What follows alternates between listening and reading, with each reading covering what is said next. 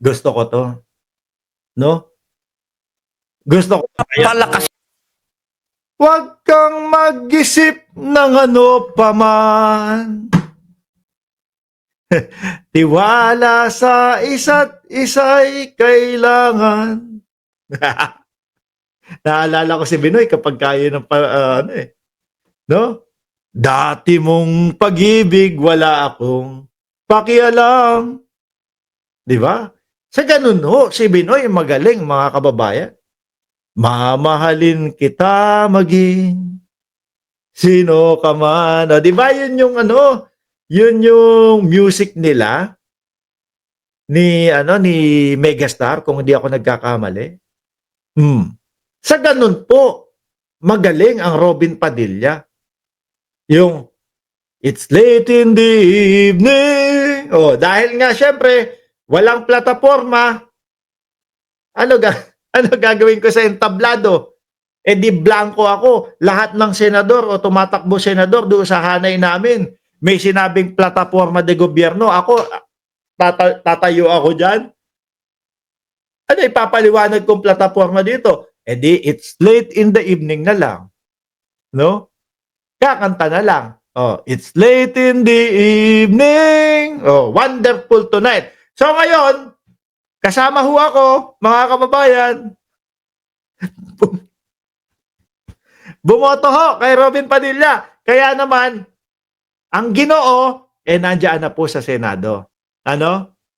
Nako, kung sino man yung gumawa nito, Pinoy Viral Online, shout out sa iyo. Ang lupit nyo. Ano? Saludo ako sa inyo. O, pakinggan nyo ang ating number 1, Senator Robin Padilla. Ito pong ating isinusulong. Oh. Kineng ko yan. Ito pong ating sinusulong. Napakalaki po ng papel ng COA. Ibang klase, ano? Kapag kayo talagang di nagbabasa, mga bossing, nagbabasa, ano? Ito pong ating sinusulong, putik na yan, kapag yung mga ganon, yung mga hagod ng mga ulo, napakalaki pong ano, papel ng COA. Yung kala mo, i-deliver ko to. Tuloy-tuloy. No? Kasi, nasa utak ko na to. Kayang-kaya ko to. Alam nyo mga kababayan, no? Alam nyo mga kababayan, pagka ako yung ganitong ganado, alam ko nasa utak ko lahat yan eh. Rektahan, tuloy-tuloy. Walang mga script dito. Ito, pampunas ng sipong ko mamaya to. Walang nakasulat na ganyan. Yung tipong, pati yung action ko, ibang klase. Parang ganun din ho ang Robin Padilla, mga bossing. Tingnan nyo ho, ha. Oh. Ito pong ating isinusulong. Yung tipong ating sinusulong, parang alam na alam yung sinasabi, mga kababayan. Napakalaki po. Oh, napakalaki po. Napakalaki po. Ay nako. Ng papel ng COA. Ano kapag ka ikaw yung kaharap nito, tapos yung tipo bang hindi mo siya kilala, kakabahan ka doon sa mga kilos at yung mga movement ng katawan, eh, no? Sabi na, ano, napakalaki ng ano? Napakalaki po ng papel ng COA. No. Ano ba itong kuha na ito? Para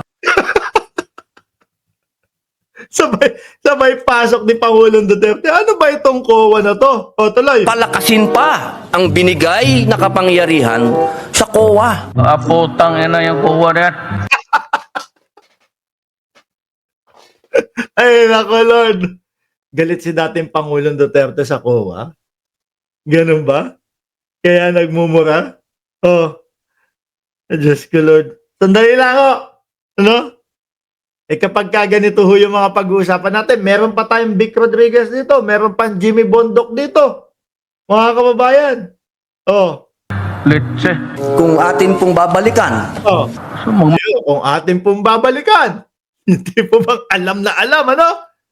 Oh. Yung tipong alam na alam yung sasabihin. Oh. kung atin pong babalikan, Ha? Mag-kidnap tayo ng taga-kuha. Lagay Kung ating pong babalikan, Sabi ni dating Pangulo Duterte, kung gusto mo, mag-kidnap tayo ng kuha. Ay, naku tong mga to. Oh, ulit. Tan.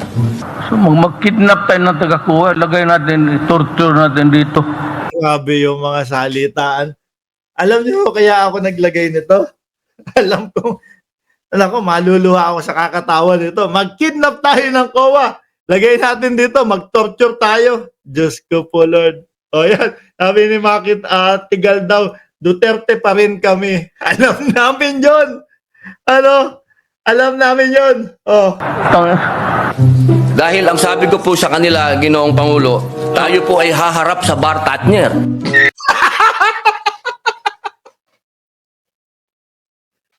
Aray ko po, Lord, ay, pasensya na. Alam ko, minsan ganun din ako. Ano? Yung gumawa lang nito, yung nag-edit nito, ay nako. Minsan talagang ako naman din, aminado ko, nabubulol ako eh. Kadalasan pa yun sa akin. Ano? Pero ibang klase talaga yung nag-edit eh. O, atras natin. Pangulo, tayo po ay haharap sa Bar Tatner. Sa bartak niya. Oh! Sa Bar Ay, Diyos ko, Lord. Ay, Team MR, ba't ito naman yung inano nyo kasi? Topic natin. Tatner. Bar Tatner. Top notcher pala. Tayo ay haharap sa bar tatner, bar top notcher, pambansang nanay survivor. Oh. Ano po? A few moments Wala po bang Tagalog dito? Nahihirapan na po si Robin Padilla. later. Yung susunod, yung mas importante rin po. Oh, sige po, buhasahin ko na po. Baka kasi English eh, baka may Tagalog kasi dito. Sige po, basahin ko na din po. Yung tipo bang kanina, yung umpisa pa lang mga kababayan, ang mga muestra, no, ni Robin Padilla, yung mga gumaganon pa, akala mo alam na alam yung sinasabi, mga bossing. Oh, tapos ito babasahin. Oh, sige po, basahin ko na din po. Oh, Sige po, pwede po natin Tagalog, gamitin Tagalog sana para maintindihan. Tagalog. Tagalog. Tingin Tagalog dyan. Tuloy ko muna po sa English. Sige po. Okay, babasahin ka. Basta mabasa lang. Kahit hindi na maintindihan. Yun naman yun eh. At least, nabasa sa wikang English. Due to insistent public demand. Gago! Ibang klase yung nag-edit talaga nito, mga kababayan. Tuloy! Iba talaga pala pag may battery ka dito po. Opo. Kaninang umaga, amin nito Ay, naku. Sige, itong pinag-aralan. Section 27 ba yun? Yeah. Hindi kabisado kung saang section. Oh, section 27. Basa! Sandali lang po. I don't know what I said. Hindi ko alam kung ano sinasabi ko. Hindi alam ni Robin Padilla kung ano mga pinagsasasabi niya. Diyos ko. Sabi, Isidro, Dadison, tawa ka ng tawa, walang lesson na mapipick up dito sa channel ko. Sino ba may sabi may lesson mapipick up dito? Wala nga! Anak natin na pa. Pero pinagpipilitan nyo pa din yung sarili nyo dito. mga DDS naman. Kami nagkakatuwaan lang dito. Ano? Sasabihin nyo, walang lesson na makukuha sa channel mo. Pero nandiyan kayo, pinagpipilitan nyo yung sarili nyong manood. Ano ba naman tong mga DDS na to? Ay, nako. O, tuloy. Remember! Siguro naman, no, kahit papaano, mas wala tayong makukuhang aral dito sa mga ganitong senador ho. Ano? Oh. The changes in the organization and staffing in accordance with the foregoing standards and policy for proper documentation. Binasa na lang ho, mga kababayan. Di ba? Yung tipo bang nagbabasa pero hindi pumapasok sa utak. Oh.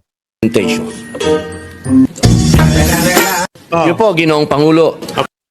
Ay, nako. Ano sabi doon? Nasaan na yun? Sabi ni Elliot Sander, maraming lesson kaming nakukuha sa pagbablog ni Mark kasi may katuturan ang mga comment niya. Salamat po. Sabi ni Freddy Sinto, nahahalata ka naman, boss. 12 lang ang kailangan doon. Meron bang bangag line up doon? Ano yun? Asan yun? Wala bang Tagalog niya? Pero alam niyo Ayan ha. Ipinaliwanag, binasa lahat ni Robin Padilla, mga kababayan. Kinumpleto niya pa po. Kasama English. Ano? Kasama English. Ang tanong, doon sa kausap niya, ano ang sagot doon kausap niya? alam niyo yung tanong ko po. Kung yung paragraph na yan, lines 5 to 7, Opo. ay nandun sa special provision, ang layo po nung binasa ninyo. Hindi naman yung paragraph na yan eh. Si Robin Padilla, nag-effort pang magbasa, nag-effort pang magpaliwanag. Ang layo naman pala nung kanyang ipinapaliwanag. Diyos ko, Lord. Duterte!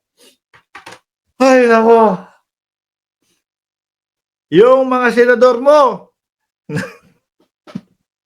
Yung mga senador mo, bakit naman ganito?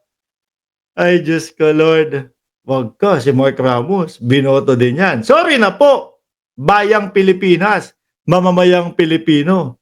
Isa po ako sa bumoto dyan. Kaya nahihiya din po ako, mga bossing. Ha? Kaya nahihiya ako. Eto, isunod natin, no? Si Vic Rodriguez, mga boss. Sabi ni Elvin Monares, asar talo ka, sir, sa Team DDS. Solid kami. Ha? Asar talo ako sa inyo? Saan nangyari yun? Paano nangyari na asar talo ako? Sabihin ko lang na timawa pa din kayo sa 20 pesos na bigas, magagalit na kayo dyan eh. Di ba? Sabihin ko lang, kayo na lang ang naglulupasay sa 20 pesos na bigas dyan sa Pilipinas eh. Bakit? Mga kakamping, nakita nyo ba? Na nagtimawa sa 20 pesos na bigas? Hindi. Wala nga naghahanap ng kakamping na 20 pesos na bigas eh. Lalo naman ho siguro sa mga government supporter. May naghanap pa ng 20 pesos na bigas? Wala. Kaya ang naiisip ko, kayo na lang ang naghihirap dyan sa Pilipinas eh. Tingin niya, oo nga. Gets ko nga. Ako maaasar. Sige, may 20 pesos ang makakapang-asar sa akin. Ha, tuloy nyo dyan sa comment section. Binabasa ko naman eh. Dali. Comment lang mga DDS. Diyos ko po. Kayo na lang ang timawa dyan sa Pilipinas? Kayo na lang, nasa na 20 pesos na bigas? Ha? nasa na 20 pesos na bigas? Ha? Yung Pangulo, alam niyo po, siguro hindi na nakakakain ng bigas, hindi na nakakakain ng ng kanin. Ayun po, yung pangarap at pangako, iisa na lang po ang ibig sabihin sa kanila. Siyempre, kulang sa sustansya yung utak, para ho sa kanila, yung pangarap at pangako, iisa na lang po, mga bossing.